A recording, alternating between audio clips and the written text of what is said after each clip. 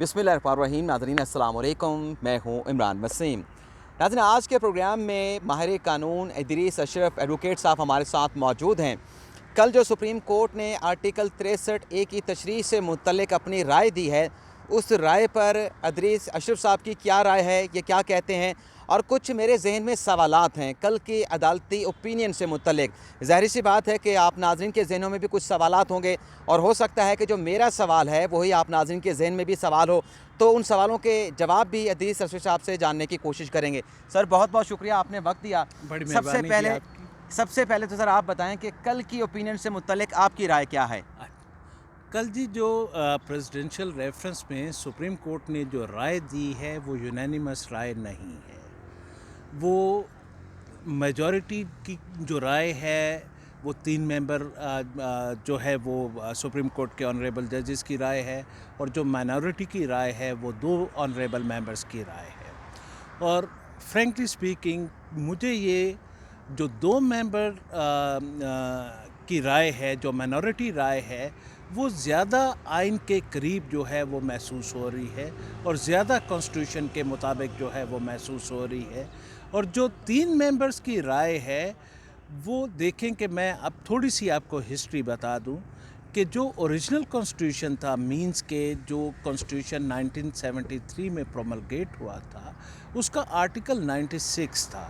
Article 96 ये कहता था कि अगर जो मेंबर्स हैं, मतलब फ़र्ज़ करें कि ए पार्टी है, उसके 50 मेंबर्स हैं, अब 10 मेंबर्स जो हैं वो अपनी पार्टी डायरेक्शन के अगेंस्ट वोट करते हैं, तो वो 10 मेंबर्स का वोट जो है वो डिसरिगार्ड हो जाएगा, वो काउंट नहीं होगा किसी भी क्वेश्चन के ऊपर। ये माजी का आर्टिकल 1996 जो बाद में 1973 के ओरिजिनल कॉन्स्टिट्यूशन में आर्टिकल 96 जो था, उसके बाद ये अमेंड हो गया आर्टिकल, और फर्स्ट टाइम जो है ये जो डिफेक्शन क्लॉज इंट्रोड्यूस की गई आइन में, ये 14th अमेंडमेंट के ज़रिए की गई।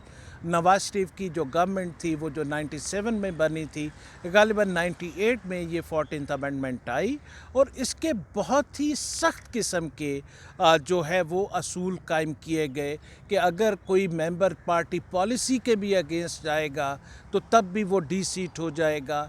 लेकिन जब 17th अमेंडमेंट आई तो उन्होंने 17th अमेंडमेंट में इसको खासा डिल्यूट कर दिया, और ऐसे ओकेजन्स लिख दिए कि वैसे तो वो मेंबर आज़ाद है वोट करने के लिए, चूँकि ये fundamental rights of the member का मामला था, लेकिन ये 3-4 ओकेजन्स ऐसे हैं कि जहाँ पे अगर वो वोट करेगा पार्टी डायरेक्शन यानी पार्लिमानी पार्टी की डायरेक्शन के अगेंस्ट जाएगा, तो फिर हेड ऑफ द पार्टी जो है वो उसको शो कॉज नोटिस दे के, उसको अपॉर्चुनिटी ऑफ फेयरिंग दे के, उसको अगर वो समझता है कि इसने पार्टी डायरेक्शन की ख़िलाफ़ वर्जी की है तो डिक्लेरेशन दे देगा कि जी इसको डी-सीट किया जाए, और फिर वो मामला जो है असल में डी-सीट जो है वो इलेक्शन कमीशन ऑफ पाकिस्तान करेगा, थ्रू स्पीकर वो मामला जो है वो इलेक्शन कमीशन के पास जो है वो पहुंच जाएगा।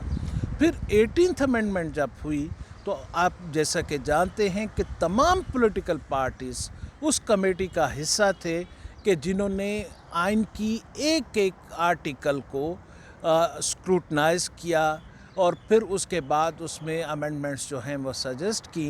फिर 18th अमेंडमेंट में भी जो आर्टिकल 63A था उसमें थोड़ी बहुत अमेंडमेंट के बाद, यानी जो आर्टिकल 17th अमेंडमेंट में अमेंड हो चुका था, उसमें थोड़ा बहुत उन्होंने नोक पलक संवारी कि नहीं इस हद तक बात ठीक है, इससे ज़्यादा नहीं जाना चाहिए कि पार्टी पॉलिसी की भी बात कर दें, बाकी चीज़ों की भी बात करते। तो वो आर्टिकल अब हमारे सामने है कि जिसकी तशरीह थ्रू प्रेसिडेंशियल रेफरेंस जो है वो मांगी गई थी। अब खासी लंबी यहाँ पे हेयरिंग हुई, मेरे लिए तो ये भी हैरानगी की बाइस थी बात कि इतनी लंबी हेयरिंग का और इतना टाइम कंज्यूम करने का मुझे कोई पॉइंट समझ में नहीं आ रहा था कि देखें एक आर्टिकल है और उसकी बहुत ही क्लियरली वर्डेड जो है वो प्रोविजंस हैं, बहुत क्लियर लैंग्वेज है उसकी, सारा प्रोसीजर सारा कोड उसमें गिवन है। تو آخر اس کی پہلی بات تو یہ ہے کہ تشریح کی ضرورت کیوں پیش آئی؟ کوئی ایمبیگوٹی اس میں نہیں ہے. سیدھی بات ہے کہ یہ اوکیزنس ہے کہ اگر وہ نو کانفیڈنس موشن میں یا ووٹ آف کانفیڈنس میں یا وہ پارٹی کو چھوڑ دیتا ہے یا بجٹ کے معاملات میں ایکسیٹرا ایکسیٹرا ایکسیٹرا، وہ ڈائریکشن آف دی پارلیمانی پارٹی کے ان وائلیشن میں وہ ووٹ کرتا ہے، تو پھر وہ پروسیجر گیون ہے کہ ان حالات میں جو پارٹی ہیڈ ہے وہ اس کو شو کوز کرے گا. یا وہ ایبسٹین کرتا ہے، ہو سکتا ہے کہ وہ لاہور سے چلا ہو، راستے میں کسی ایکسیڈنٹ کا شکار ہو گیا ہو، وہ پہنچ نہ سکا ہو، تو ایبسٹین کا اگر وہ اس کو شو کوز کرتا ہے، وہ اپنا ریزن بتاتا ہے، پارٹی ہیڈ سیٹسفائی ہو جاتا ہے کہ جو اس نے ڈیفیکشن نہیں کی ہے، تو ایسے حالات میں پھر وہ ڈیکلریشن نہیں دے گا اور کوئی ریفرنس جو ہے وہ نہیں آئے گا الیکشن کمیشن کو ڈی سیٹ کرنے کے لیے. لیکن اگر اس کا اطمینان نہیں ہے اور وہ یہ سمجھتا ہے کہ انہوں نے جو ہے وہ پارٹی ڈائریکشن کو وائلیٹ کیا ہے، تو وہ ڈائریکشن بھیجے گا اور اس میں جو ہے وہ الیکشن کمیشن کچھ اور نہیں کر سکتا ماں سوائے اس کو ڈی سیٹ کرنے کے. وہ بائی الیکشنز میں بھی دوبارہ الیکشن لڑ سکتا ہے وہ شخص. اب ایک نیا قانونی نقطہ جو سامنے آیا، جو ابھی میں آپ سے سوال پوٹ کر چکا تھا، اب سوال یہ ہے، ناظرین آپ نے بھی سوال کو غور سے سننا ہے. اب سپریم کورٹ کی اس انٹرپریٹیشن کے مطابق مستقبل میں پارٹی کی ڈائریکشن جاری ہوتی ہیں اور پارٹی کا کوئی بندہ اس ڈائریکشن کو انفالو کرتا ہے، انحراف کرتا ہے، اور جیسے اس کا ووٹ ڈالا جائے گا وہ ایکسکلوڈ کر دیا جائے گا، اس کا ووٹ گنتی میں شمار نہیں ہوگا. لیکن پھر وہ معاملہ جو پارٹی کے ہیڈ ہیں ان کی ڈسکوالیفیکیشن کا الیکشن کمیشن کو بھیج دیتے ہیں، لیکن الیکشن کمیشن میں ان کا جو ریفرنس ہے ڈسکوالیفیکیشن کا وہ پازیٹیو نہیں آتا، نیگیٹو آ جاتا ہے. الیکشن کمیشن ڈی سیٹ کرنے کا ریفرنس مسترد کر دیتا ہے.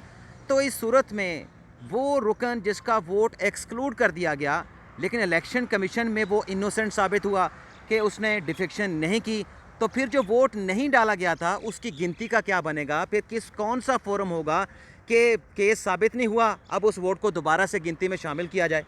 آپ کا کوسچن بڑا ویلڈ ہے اور بڑا انٹرسٹنگ ہے. دیکھیں، جیسے کہ میں نے پہلے عرض کیا کہ آرٹیکل 96 میں ڈس ریگارڈ کا ایکسپریشن یوز ہوا، یعنی ووٹ کے ڈس ریگارڈ کا. لیکن یہ ووٹ کے نہ کاؤنٹ ہونے کی جو رائے دی گئی ہے پریزیڈنشل ریفرنس میں، اس کا مطلب یہ ہوا کہ آپ نے خود آئین کے اندر ایک ایسی چیز پرووائڈ کر دی ہے کہ جو آئین کا حصہ نہیں ہے، یعنی آئین کو ری رائٹ کر دیا ہے، جبکہ سپریم کورٹ کی یہ جورسڈکشن نہیں ہے. یہ پارلیمنٹ کی جورسڈکشن ہے. پارلیمنٹ 2/3 میجورٹی کے ساتھ کانسٹیٹیوشن کو جیسے چاہے امینڈ کر لے، جیسے چاہے امینڈ کر لے. میں تو میرے ویو میں میں صرف اڑانے لگا تھا آپ کے ساتھ. اچھا، جی میرے ویو میں جو سپریم کورٹ نے یہ جورسڈکشن لینے کی کوشش کی ہے کہ ہم اگر کوئی امینڈمنٹ سیلینٹ فیچر کے اگینسٹ ہوتی ہے یا بیسک سٹرکچر کے اگینسٹ ہوتی ہے اس کو سٹرائک ڈاؤن کر سکتے ہیں. تو میرے ویو میں یہ بھی شاید ایکسیسز ہیں.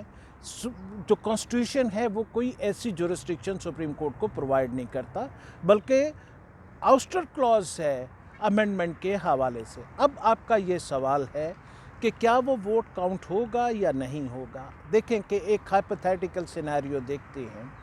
کانسٹیٹیوشن میں ایک کوڈ ہے، یہ 63A میں ایک کمپلیٹ کوڈ ہے، ایک پروسیجر پرووائڈ ہے کہ کن کن چیزوں کو آپ فالو کرنا ہے. آپ نے ممبر نے اگر وہ فالو نہیں کرتا ہے، وائلیٹ کرتا ہے، تو پھر اس کو ڈی سیٹ کیا جا سکتا ہے.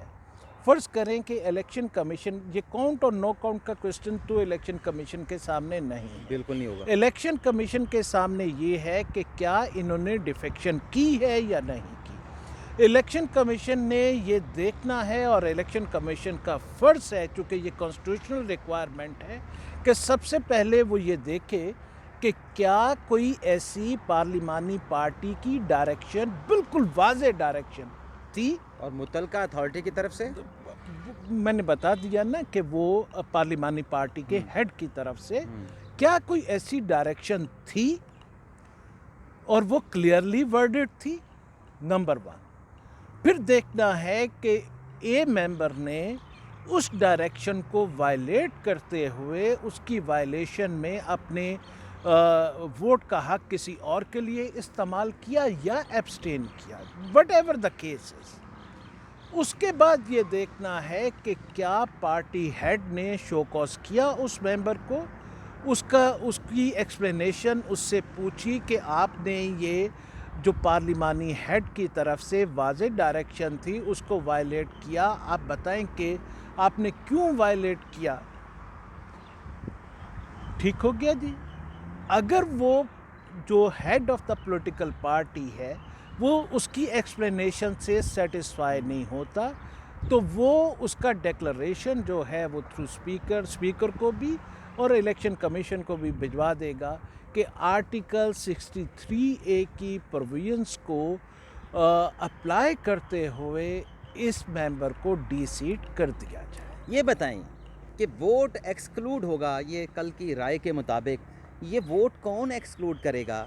اور دوسرا جو ایکسکلوڈ کرنے والا ظاہر سی بات ہے پریزائڈنگ آفیسر ہوگا، کیا پارٹی کا جو ہیڈ ہوگا یا پارلیمانی پارٹی کا جو ہیڈ ہوگا وہ اسپیکر کو بھجوائے گا ڈائریکشن کہ یہ ہماری ڈائریکشن ہے، اس کی خلاف ورزی ہوتی ہے تو آپ ووٹ کو ایکسکلوڈ کر دیں؟ پروسیجر اب کیا ہوگا؟ دیکھیں کہ جو 63A ہے وہ تو واضح طور پہ یہ کہتا ہے کہ وہ ڈائریکشن دی جائے گی پارلیمانی ہیڈ کی طرف سے اپنے ممبرز کو۔ اگر کوئی اور دے تو کیا چیز؟ پارلیمانی ہیڈ نہ دے کسی اور تو کی طرف سے وہ آئے؟ ڈیفیکٹو ہو جائے گی نا۔ دیکھیں کہ اگر آپ کانسٹیٹیوشن کو، چونکہ اس کے پینل کانسیکوینسز ہیں اس لیے یہ اسٹرکٹلی کنسٹرو ہوگا یہ آرٹیکل، اور اس میں جو پروویژنس جس طرح ہیں ان کو انہی انداز میں فالو کرنا ہوگا۔ ایسا نہیں ہو سکتا کہ کانسٹیٹیوشن تو ایک شخص کے لیے لکھ رہا ہے کہ وہ ڈائریکشن دے گا تو اس سے کیا فرق پڑتا ہے جی بی شخص کی طرف سے آ گئی ہے ڈائریکشن۔ نو، یہاں پہ اگر اے شخص کے لیے وہ لکھا ہے، یہ آرگومنٹ میں نے سنا۔ یہ ایکچولی میں اپنے ناظرین کو سمجھانے کے لیے، کیونکہ آرٹیکل 63 میں لکھا ہے کہ پارلیمانی پارٹی ڈائریکشن دے گی اور اس میں اگر وائلیشن ہوتی ہے تو پارٹی ہیڈ پروسیڈ کرے گا ڈسکوالیفیکیشن کے حوالے سے۔ اگر یہ لوگ اپنے اب کام نہیں کرتے، پارٹی ہیڈ ریفرنس نہیں بھیجتا، پارٹی کا کوئی سیکرٹری جنرل بھیج دیتا ہے اور جو ڈائریکشن آنی ہے وہ پارلیمانی ہیڈ کی بجائے سیکرٹری جنرل سے آ جائیں، تو پھر کیا سیناریو بنے؟ میں عرض کرتا ہوں پھر جو پارٹی ہیڈ کا ڈیکلریشن ہے وہ ڈیفیکٹو ہے، ناقص ہے، ناقص ہے، ٹھیک ہے۔ وہ پھر جو ہے اگر آپ کانسٹیٹیوشنل پروویژنس کو فالو نہیں کرتے ہیں اور جس کو کہتے ہیں نا کہ پھر وہ جو ریفرنس ہوگا ٹو دی الیکشن کمیشن وہ شل ناٹ بی ان آرڈر، وہ ان آرڈر نہیں ہوگا، ٹھیک۔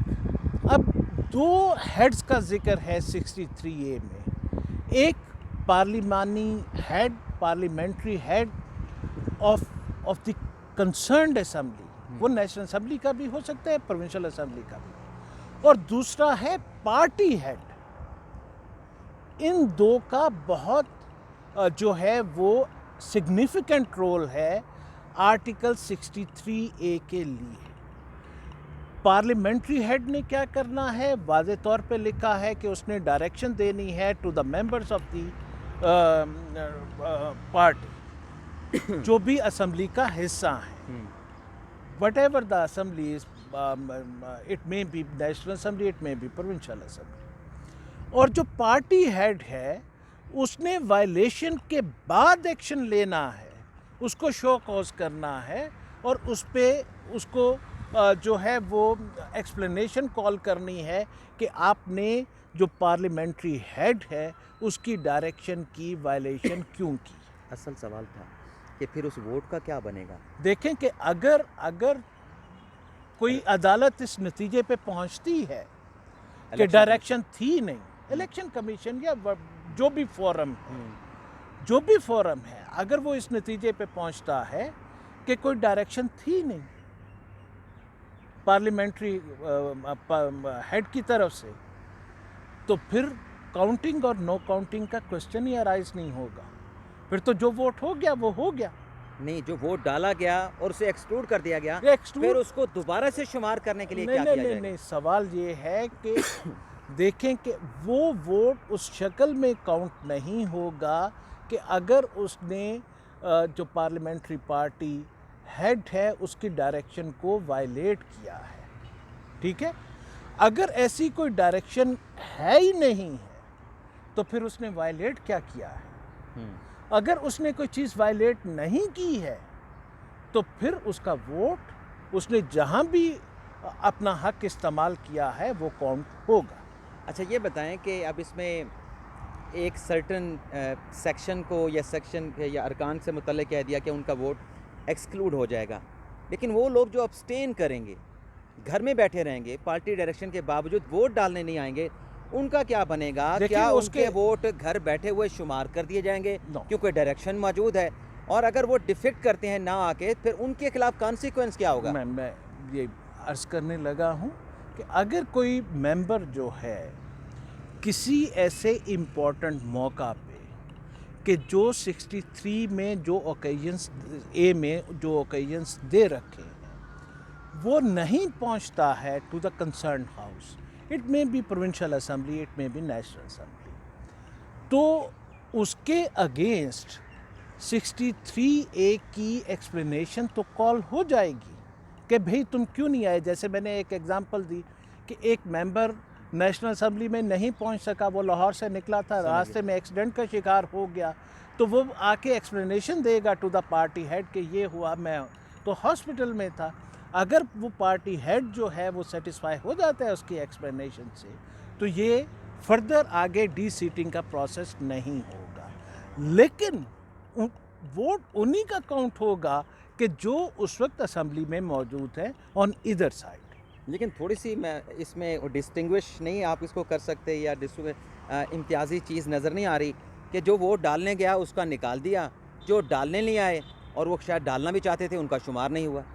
سوال یہ ہے کہ دیکھیں کہ جو موجود ہی نہیں ہے وہ تو ٹوٹلی ایکسکلوڈ ہو جائیں گے نا ووٹنگ نمبر سے، وہ تو اب جو ڈالنے آئے ہیں جو کہ یہ رائے دی ہے پریزیڈنشل ریفرنس میں، سپریم کورٹ کے فیصلے سے کلیئرٹی آ گئی ہے سارے معاملے میں، میرا یا انٹرپریٹیشن کے لیے اب مزید انٹرپریٹیشن ریکوائرڈ ہے؟ میرا یہ خیال ہے کہ سارے معاملے میں سرٹینٹی اور کلیئرٹی آ سکتی ہے اگر ہم کانسٹیٹیوشن آف پاکستان کو فالو کریں۔ سب کو پتہ ہے کہ 63 اے میں کیا لکھا ہوا ہے، رائٹ؟ جس کا جو کام ہے وہ کام کرے، ججز کا، کورٹس کا یہ کام ہے کہ to decide the list pending before them in accordance with law and constitution.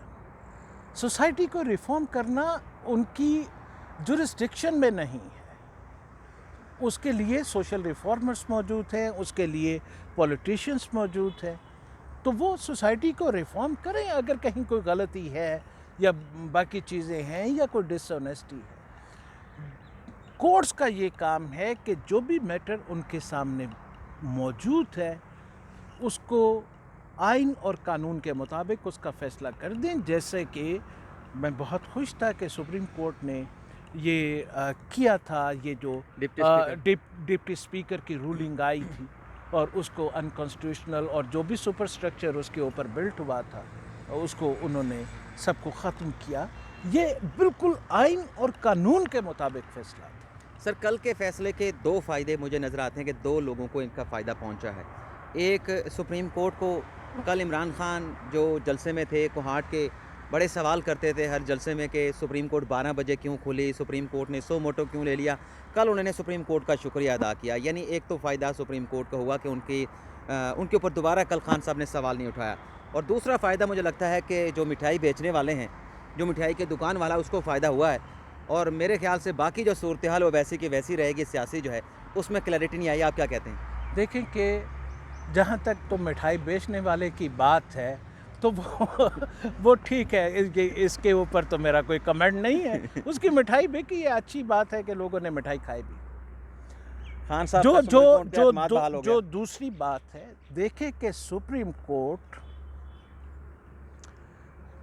Apex court of the country ہے، کسی شخص کی کیا رائے ہے اس کے بارے میں سپریم کورٹ کو یہ چیزیں میٹر نہیں کرتی ہیں۔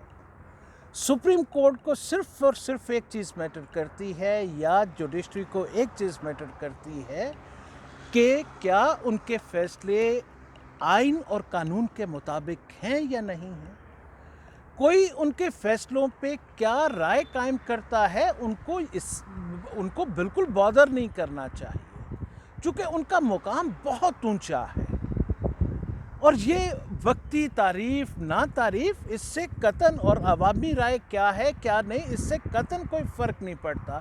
اگر ضمیر مطمئن ہے کہ ہمارے دیے گئے فیصلے آئین اور قانون کے مطابق ہیں، اور ہمیں پرواہ نہیں ہے کہ کوئی کیا کہہ رہا ہے، اور جو میں سمجھتا ہوں کہ ہمارے آنریبل ججز کو ایسا ہی بے باک ہونا چاہیے آئین اور قانون کے مطابق فیصلہ دینے میں، اور ایسا ہی ان کو، اب وہ ایک اردو کا خاص ایکسپریشن ہے، ابھی میرے ذہن میں نہیں آ رہا، ان کو پرواہ نہیں کرنی چاہیے، ان کو پرواہ نہیں کرنی چاہیے کہ کوئی کیا کہہ رہا ہے۔ ان کو اگر پرواہ کرنا ہے تو صرف اور صرف کانسٹیٹیوشن کی کرنا ہے، اور ملک کے قانون کی کرنا ہے، کہ جس کے مطابق وہ باؤنڈ ہیں اپنے فیصلے دینے کے۔ ان کی جو جورسڈکشن ہے اس کے اوپر بھی لمیٹیشنز ہیں۔ چلیں، بہت بہت شکریہ سر۔ وہ اپنی مرضی سے فیصلہ نہیں کر سکتے ہیں، وہ قانون اور آئین کی منشا پہ فیصلہ دیتے ہیں، اور اپنے حلف کے پابند ہیں۔ حلف ان کو یہی پابند کرتا ہے نا کہ آئین آپ اور قانون کے مطابق فیصلے دیں۔ چلیں سر، بہت بہت شکریہ، بڑا بہت زبردست رہا، مہربانی جی، اور بہت آپ مہربانی۔ ناظرین کو بھی ضرور جو ہے وہ ادریس اشرف صاحب کی رائے پسند آئی ہوگی۔ اور ادریس اشرف صاحب جو ہیں، ان کی ایک خاصیت ہے کہ ان کی ہمیشہ جو قانون پر، آئینی معاملات پر جو رائے ہوتی ہے وہ آزادانہ ہوتی ہے، کسی کے اوپر ڈیپینڈ نہیں کرتے، اپنی جو رائے جو آئین اور قانون کو سمجھتے ہیں اس کے مطابق دیتے ہیں۔ تو امید کرتے ہیں کہ آپ کو پروگرام پسند آیا ہوگا، آپ سے اجازت چاہتے ہیں، اللہ حافظ۔